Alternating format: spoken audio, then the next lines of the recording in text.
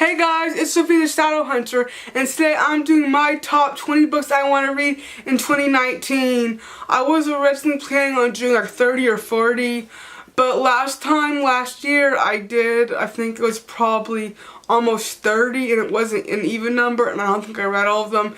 And I also want to go back and film videos saying the ones I read and the ones I didn't read, which probably are already going to be combined in this, so I just need to go over and look at it. So I love some of the top books you guys are planning to read for this year. Some of these books I should have already had read last year or this year, because I should have got more reading over the holidays than I did, which I'm sure that we all can relate to that. So here are the top 20 books I'm planning on reading in the next couple months before I start school, so let's get started.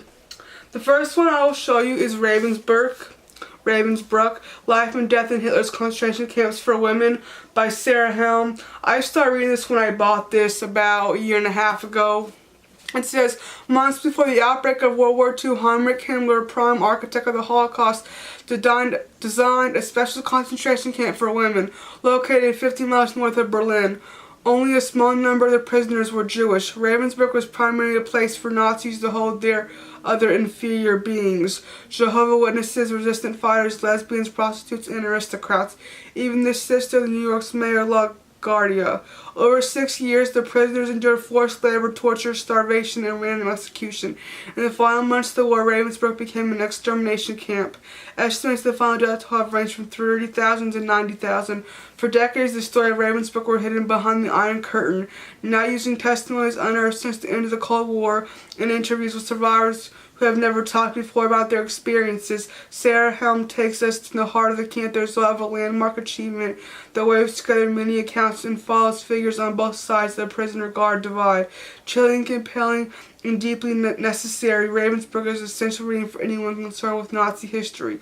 So this book sounds amazing. As you guys can see, I got it for 99 at Half Price Books. I'm just going to make a quick note. Probably almost all these books I have are from Half Price Books because I just have fallen in love with them since I moved here. I used to shop a lot at Hastings, and I would buy their used stuff, or I'd go online and buy used books. A lot of my books I bought used online for really cheap. You can get them even kind of cheaper than Half Price Books for $3 or $4, plus maybe $1 or $2 for shipping, so it's even free shipping. So if you guys are looking for cheap places to buy books, Half Price Books, or online like eBay or Thrift Books, or all those places are good to look. Right. Next, I have Hitler's Secret Headquarters by Franz W. Zelter and Dietrich Ziegert. The Führer's Warhouse for the Invasion of France. I can't read it because it's called stickers. Was $5.99. I've also owned this for probably about 2 years, and I'm really excited to read it. It's a short little book. It says an in-depth examination of Hitler's covert bunkers and command centers, revealing fascinating details of the Führer's living and work arrangements. It includes unique photographs of Hitler on campaigns. This is the first and most comprehensive record of all Hitler's bunkers and command centers, including those built and used, those under construction, and those that never got past planning. Through World War II, between 1939 and 1945, almost 20 Führerhauptquartiere were completed. At the end of the war, numerous projects were being built and countless other suitable sites were being investigated. While observing the crushing early campaigns in Poland and Yugoslavia from the Führer's special trains, Hitler made the decision for the invasion of France, his foray into the Soviet Union, and the defense of the Atlantic coastline against Allied counterattacks. He needed solid, impenetrable headquarters. To that end, 20,000 workers were employed in the construction of a string of concrete bunkers stretched from the middle of France deep into Ukraine. Throughout the course of the war, bunkers allowed Hitler to evade successfully Allied detection and afforded him an extraordinary level of personal protection. Franz W. Zelter and Dietrich Ziegert have pieced together the history of Hitler's secret headquarters thanks to the restricted reports of Siegfried Schindler, head of the construction project, and the diaries of Schindler's deputy Lee Mueller. Both men have unparalleled knowledge of a process that involved the movement of over 250,000 cubic meters of concrete. Supported by illustration, maps, and diagrams, Hitler's secret headquarters documents an extraordinary and previously unexpected aspect of World War II. So this book sounds great. I can't wait to read it. Alright. Next we have I Will Bear Witness, a diary of the Nazi years 1942-1945 by Victor Klemperer. I bought both of these. I think it's actually it's a trilogy or a series of 4 books that I got from Half Price Books. I should have got all of them. They were 10. This one was $9.99, and I have the other one too. So I think there was 3 of them. I only got 2 of them. So if I really like them, maybe I'll go and get the third one. So I'm just gonna read a little bit because this is a very long flap. It says Victor Klemperer risked his life to preserve these diaries so that he could, as he wrote, bear witness to the gathering horror of the Nazi regime. The son of a Berlin rabbi, Klemperer was a German patriot who served with honor during the First World War, married a Gentile and converted to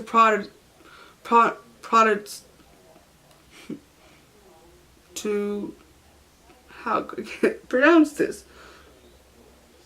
Protestantism. He was a professor of Romance languages at the Dresden Technical Institute, a fine scholar and writer, and an intellectual of somewhat conservative disposition. Unlike many of his Jewish friends and academic colleagues, he feared Hitler from the start, though he felt little allegiance to any religion under Nazi law as a Jew.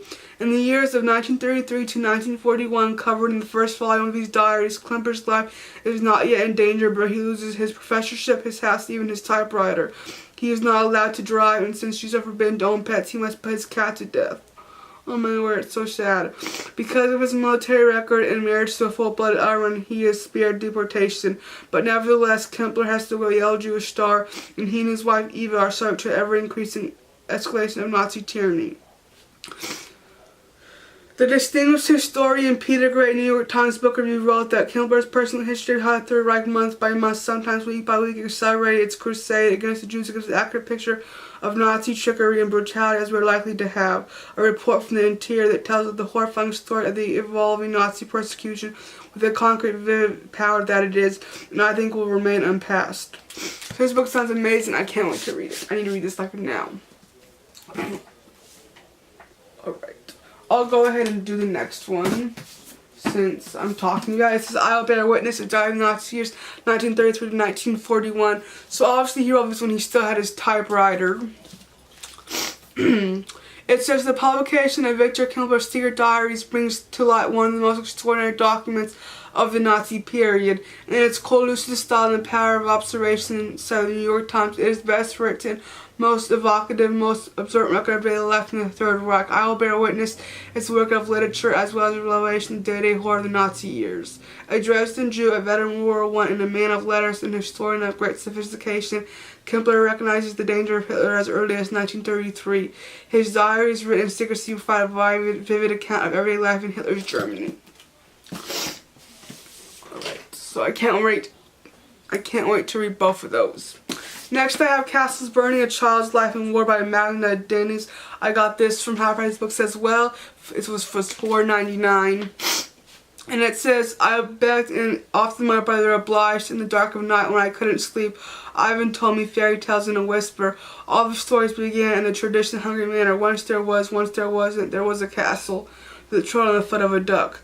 There are a few figures in literature as riveting as the precious 9-year-old Magda Dennis, who narrates this story, her stubborn self-command and irrepressible awareness of the absurd make in her mother's eye. Impossibly sarcastic, big-mouthed, insolent, and far too smart for her own good.